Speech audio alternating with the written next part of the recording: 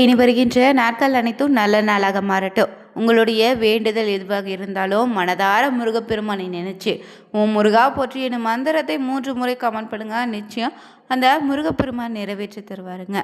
நம்ம வாழ்க்கையில சாதிக்க வேண்டும், நம்ம வாழ்க்கையே மாற வேண்டும்னு நினைச்சிங்கன்னா தவறாமல் இந்த அதிகாலைன்னு சொல்லக்கூடிய பிரம்ம முகூர்த்த நேரத்தில் எழுந்து தொடர்ந்து பார்த்தீங்கன்னா 48 நாட்கள் உங்கள் வீட்டு பூஜையில் இந்த ஒரு வழிபாடு செய்து வாங்க. நிச்சயம் அதற்கான பலன் உண்டுங்க. உங்களுடைய வேண்டுதலும் நிச்சயம் இந்த 48 நாட்களுக்குள்ளே நடந்து முடிந்திருக்கும்.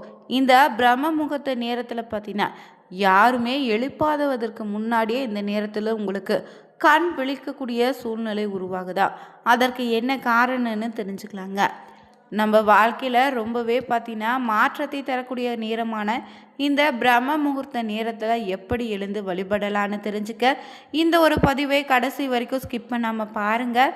மேலும் நீங்கள் புதியவராக இருந்தீங்கன்னா மறக்காமல் வேலை இருக்க பைமே சேனலை சப்ஸ்கிரைப் பண்ணிவிட்டு கூடவே இருக்க பெல் பட்டனை கிளிக் பண்ணிக்கோங்க.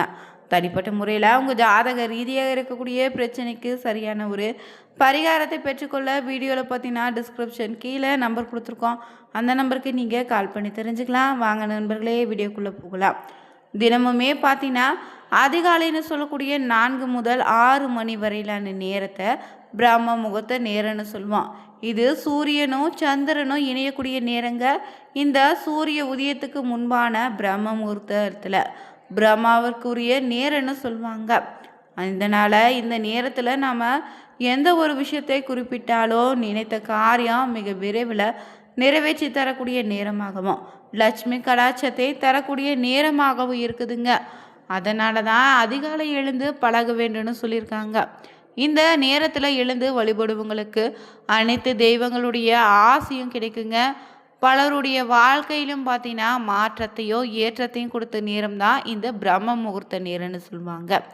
இந்த நேரத்தில் சக்தி வாய்ந்த அதிர்வலைகள் நிறைய இருக்குது.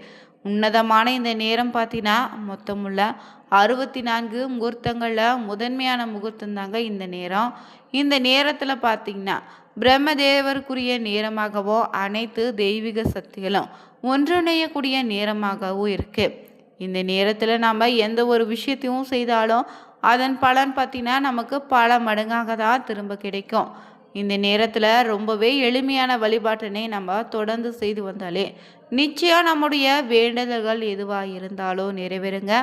வாழ்க்கையிலும் சரிங்க, தொழிலில் வளர்ச்சி உண்டாகும், வீட்டில் சுபிச்சம் உண்டுங்க. மேலும் இந்த நேரம் பார்த்தீங்கன்னா அதிகாலை எழுந்து விட்டு வீட்டில் விளக்கேற்றி வைத்து குளிச்சுட்டு விளக்கேற்றி வழிபடுவது ரொம்ப நல்லது. அப்படி தினந்தோறும் தலைக்கு குடிக்க முடியாதவங்க உடலுக்கு மட்டுமாவது குளிச்சுட்டு மஞ்சள் தண்ணீரை தலையில் தெளித்து கொண்டு விளக்கேற்றி வழிபடலாம். 60 வயதுக்கு மேற்பட்டவராக இருந்தீங்கன்னா அவங்க முகம் கழுத்தும் கழுவிட்டு வீட்டில் விளக்கேற்றி வழிபடலாங்க. ஆனால் நடுத்தர வயதுடையவராக இருந்தீங்கன்னா கண்டிப்பாக குளிச்சுட்டு நீங்கள் விளக்கேற்றி வழிபடுங்க. பூஜை அறையை விளற்றக்கூடிய விளக்கோடு அகல் விளக்கு எத்தனை வேண்டுமானாலும் நீங்கள் ஏற்றி வழிபடலாம். வீட்டு நிலைவாசலாம் அதிகாலையில் பார்த்தீங்கன்னா விளக்கேற்றி வைப்பது ரொம்ப நல்லதுங்க. மேலும் இந்த நேரத்தில் உங்களுடைய வேண்டுதல் வைக்கும்போது பார்த்தீங்கன்னா ஒரு விரிப்பிட்டு அதன் மீது அமர்ந்து முதல்ல நீங்கள் தட்சிணாமூர்த்தியை வணங்கிட்டு அவருக்குரிய ஸ்லோகத்தை நீங்கள் 11 முறை சொல்லணும். விளக்கேற்றும் போது சொல்ல வேண்டிய ஸ்லோகத்தை 3 முறை சொல்லுங்கள். இப்படி இந்த மந்திரத்தை சொல்லிய பிறகே திருமணம், குழந்தை, வேலை, படிப்பு, பொருளாதாரம்னு உங்களுக்கு எந்தவித பிரச்சனைன்னு இருந்தாலும் எந்த காரியம் கை கூட வேணுமோ அதை மட்டும் மனதார உன்னை நினச்சி கொண்டு இப்படி தொடர்ந்து தினமும் அதிகாலை எழுந்து பார்த்தீங்கன்னா விளக்கேற்றி மந்திரங்களை சொல்லி வேண்டிட்டு வந்தீங்கன்னா ஒரு வாரத்துக்குள்ளே உங்கள் வேண்டுதல் நிறைவேறுங்க. பிரம்ம காயத்ரி மந்திரத்தை 108 முறை சொல்லி வழிபட்டு வந்தாலும் வாழ்க்கையில் நிச்சயம் ஒரு நல்ல மாற்றம் உண்டு. அதே போல் இந்த நேரத்தில் விளக்கேற்றும் போது சிறிய மூக்குத்தி அளவுக்கு தங்கம், அது இல்லைன்னா அதே அளவுக்கு வெள்ளி, செப்புன்னு உலோகங்களை விளக்கில் போட்டு அதோடு 1 ரூபாயும் போட்டு நல்லெண்ணெய் நெய் விட்டு விளக்கேற்றி இருந்தால் சுபிச்சம் வீட்டில் உண்டாகும். இப்படி விளக்கேற்றவங்க வீட்டில் அல்ல குறையாத செல்வம் சேரும், பணமும் சேர்ந்துக்கிட்டே இருக்குன்னு சொல்லுவாங்க. விளக்கினை சுத்தம் செய்யும்போது அதில் போடப்பட்ட தங்கத்தை தனியாக எடுத்து வச்சுட்டு சுத்தம் செய்து மீண்டும் விளக்கேற்றும் போது போட்டுக்கோங்க. இப்படி நீங்கள் உங்கள் வீட்டில் விளக்கேற்றி வந்தாலே வீட்டில் மகாலட்சுமியினுடைய அருள் எப்போது நிறைந்திருக்கு. விளக்கேற்றும் போது சொல்லக்கூடிய தட்சிணாமூர்த்தி ஸ்லோகம் பார்த்தீங்கன்னா, சோமம் ஆனந்த ஸ்கிருப்தம் சோமார்க்க சுருத்த சிருப்தம் தட்சிணாமூர்த்தியே நமக எனும் மந்திரத்தை சொல்லலாம். அதே போல் விளக்கேற்றும் போது சொல்ல வேண்டிய ஸ்லோகம் பார்த்தீங்கன்னா, சுபம் பவது கல்யாணம் ஆரோக்கியம் தன சம்பத்தா சம்யுக்த வித்யான தீப ஜோதி நமஸ்தே எனும் மந்திரத்தை சொல்லுங்க. அதே போல் பிரம்ம காயத்ரி மந்திரத்தை சொல்லலாம். ஓம் வேத மகாய வித்மஹே ஸ்ரேயா கற்பாய தீமஹே தன்னோ பிரமஹ பிரச்சோதியா எனும் மந்திரத்தை சொல்லி வழிபடுங்க. இந்த ஒரு மந்திரத்தை உங்களுக்கு சொல்ல முடியலன்னா மனதார உங்கள் குலதெய்வத்தை நினைத்து குலதெய்வத்தின் மந்திரத்தையோ ஓம் நமச்சிவாய மந்திரத்தையோ ஓம் முருகா போற்றியிடும் மந்திரத்தை 108 முறை சொன்னாலே நிச்சயம் ஒரு வாரத்துக்குள்ள இந்த தீப ஒளியால் உங்களுடைய வேண்டுதல் நிறைவேறியிருக்கும். முகூர்த்த வேலையில் எழுந்து பூஜை செய்வது, மந்திர ஜபம் செய்வதுன்னு தியான பயிற்சியில் ஈடுபடுவது ரொம்பவே உயர்ந்த விசேஷமான பலனை தரக்கூடிய நேரங்க. இது நம்முடைய சாஸ்திரங்களையும் சொல்லியிருக்காங்க. தினமும் அதிகாலை 4 முதல் 6 மணி வரையிலான நேரத்தில் எழுந்து குளிச்சுட்டு வீட்டில் விளக்கேற்றி நாம் வேண்டுதல் வைத்தாலே அது அப்படியே நடக்கும்னு சொல்லுவாங்க. அப்படிப்பட்ட நேரத்தில் பார்த்தீங்கன்னா எழுந்து குளிச்சுட்டு தான் பூஜை செய்வது ரொம்ப நல்லதுங்க. அப்படி எழுந்து குடிக்க முடியாதவங்க வேறு என்ன செய்தால் இந்த பிரம்ம முகூர்த்த வேலையில் எழுந்து வழிபட்ட பலன் கிடைக்குன்னு தொடர்ந்து பார்த்துட்ருக்கோம். அந்த வகையில் இந்த பிரம்ம முகூர்த்தத்தில் எழுந்து குளிச்சு விட்டு வீட்டில் விளக்கேற்றுவது ரொம்பவே அதிர்ஷ்டமான பலனை கொடுக்கும். பிரம்ம முகூர்த்த வேலையில் எழுந்து நம்ம செய்யக்கூடிய காரியங்களும் பார்த்திங்கன்னா பல மடங்கு அதிக பலனை தருன்னு சொல்லுவாங்க. அதனால் எழுந்து குளிச்சுட்டு வீட்டில் விளக்கேற்றி வழிபட்டிங்கன்னா வீட்டில் நிச்சயம் செல்வம் பெருகுங்க. இந்த நேரத்தில் விளக்கேற்றுபவங்களுக்கு தேவர்களுடைய ஆசிர்வாதமோ தெய்வங்களின் அருளோடு முன்னோர்களின் ஆசையும் கிடைக்குங்க. ஆனால் அனைவராலுமே இந்த நேரத்தில் விளக்கேற்றுவது ரொம்ப கடினம்தான். நம்மால் பிரம்ம முகூர்த்தத்தில் எழுந்து கொள்ள முடியாது. அதற்கு பதிலாக வேறு என்ன செய்யலாம் நீங்கள் கேட்கலாம். அதற்கு இணையான ஒரு பலனை தரக்கூடிய நேரம் இருக்குது. அதுதாங்க சூரியன் மறையக்கூடிய நேரமாக சத்திய காலன்னு சொல்லக்கூடிய மாலை நேரம். கிட்டத்தட்ட சத்திய காலமோ பிரம்ம முகூர்த்தத்துக்கு இணையான ஒரு பலனை தருங்க. இந்த நேரத்தில் பார்த்திங்கன்னா மாலை வேளையில் 3 இருந்து 6 மணி வரை கொண்ட காலம் தாங்க இந்த சத்திய காலம். இறுதியாக இருக்கக்கூடிய 1 மணி நேரம் விசேஷமான பலனை தருங்க.